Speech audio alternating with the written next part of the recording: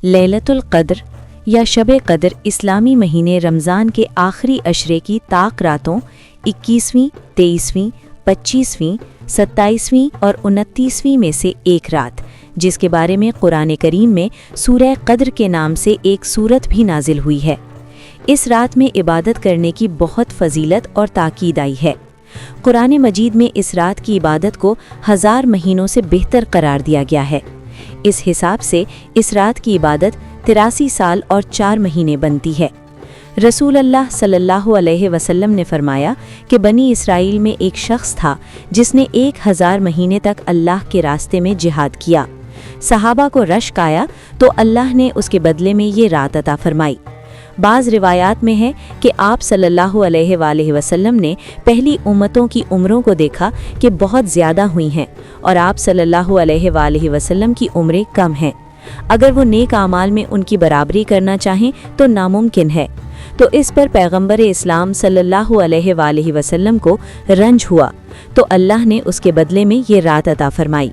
लैलतुल क़द्र का मानी क़द्र और ताज़ीम वाली रात है, यानी इन खुसूसियात और फजीलतों की बिना पर ये क़द्र वाली रात है।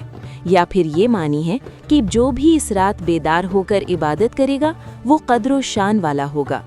इस रात को शर्फ हासिल हुआ है क्योंकि इसमें नज़ूल कुरान हुआ है।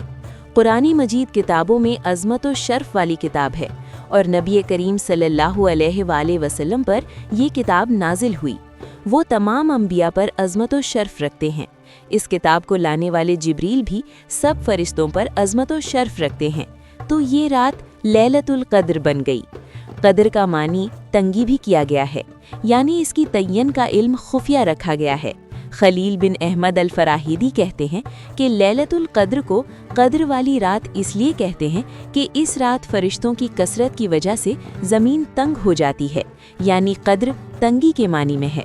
जैसा कि अल्लाह ताला का फरमान है कि और जब अल्लाह ताला उसे आजमाइश में डालता है तो उस पर उसके रिस्क को तंग कर देता है।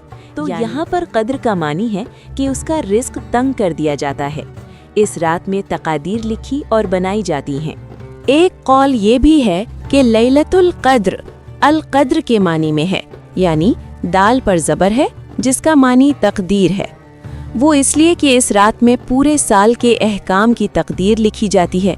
जैसा कि अल्लाह ताला का इरशाद है कि इस रात में हर हिकमत वाले काम की तकसीम होती है, और इसलिए भी कि उस रात में तकादीर लिखी और बनाई जाती हैं।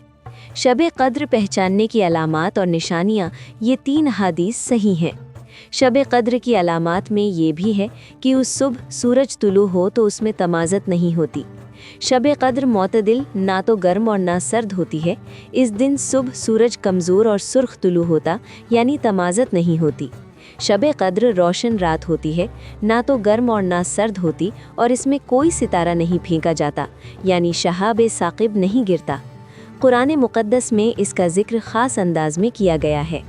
बेशक हमने उसे शब क़द्र में उतारा, और तुमने क्या जाना क्या शब क़द्र। शब क़द्र 1000 महीनों से बेहतर। उस रात में फ़रिश्ते और जिब्रील उतरते हैं अपने रब के हुक्म से हर काम के लिए। वो सलामती है सुबह चमकने तक।